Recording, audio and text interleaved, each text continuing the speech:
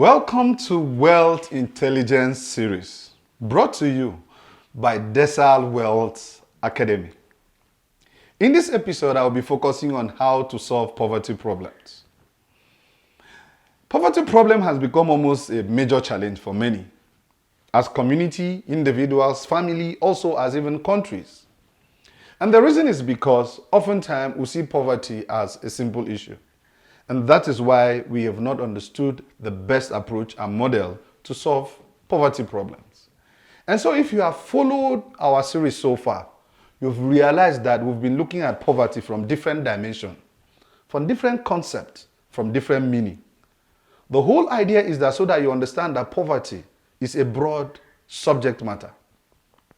For you to solve poverty problem, there are things you need to consider, and one of them is what we call problem-solving skill.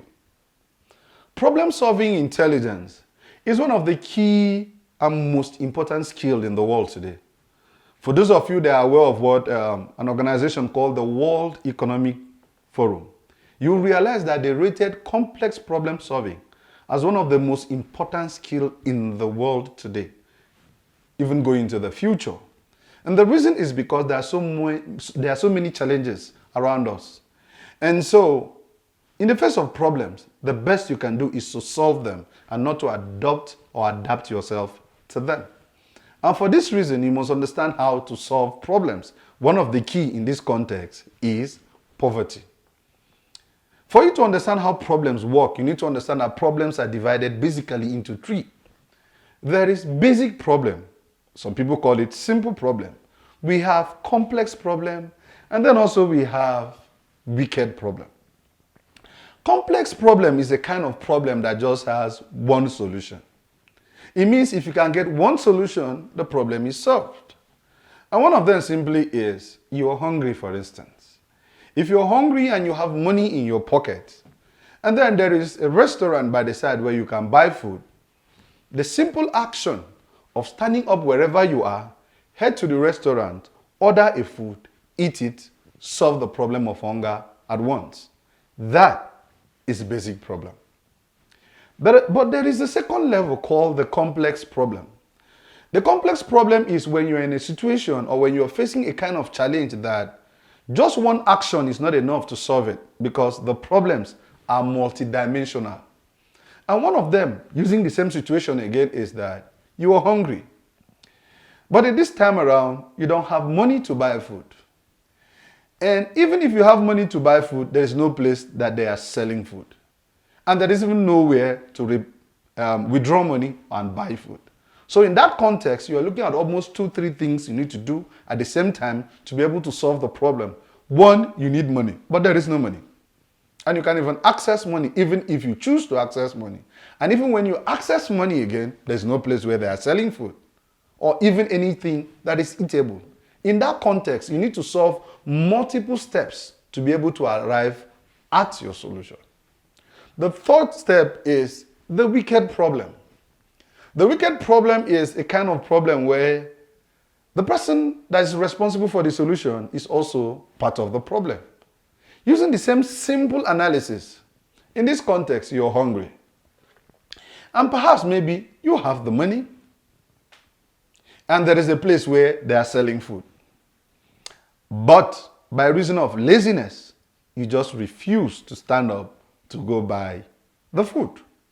In that context, you are the problem of your problem. And so at the end of the day, you may not be able to solve that same problem. And this is one of the major challenges of poverty. Poverty most times is not a basic problem. It is oftentimes a complex and a wicked problem. And this is why most countries focus more on poverty alleviation rather than creating wealth. Because what poverty alleviation does is to help you survive for the day. But creating wealth means you need to create an abundance and see a process of multiplying the available resources so that people no longer fall into need again. These are the differences. And therefore, in achieving and managing your poverty challenges, one of the key things you should ask yourself is your poverty situation and status a basic problem, a complex problem, or a wicked problem? If your poverty challenge or status is a basic problem, what it simply means is that you just need to learn the basic principles for which you need to learn to create wealth, which is why we are bringing this wealth intelligence to you. This will help you take off immediately.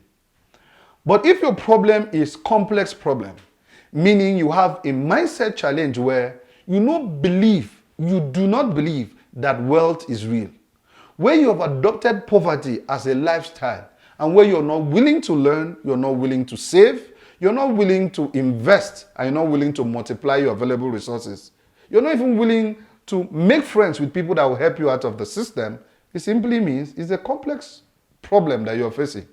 For us to do that, we must need to help your mindset, teach you how system work, teach you how the process work. So it's a multiple process for which you need to go through. The third is the wicked one. If your poverty challenge is a wicked one, it means you're responsible for it. You've seen opportunity for business, you threw them away. You refuse to save because you think that is your way of life. You have refused to invest because you believe that is your way of life. And the best you do is, God forbid, poverty is not my passion. While you keep doing that, poverty may stay through one generation to yours and even to your future generation. And that is why it is your duty to sit back and ask yourself, what is my poverty challenge? Which level? Am I using the basic model? Am I going to use the complex model? Or am I going to use the wicked model to save my poverty challenge? I'll stop here in this episode.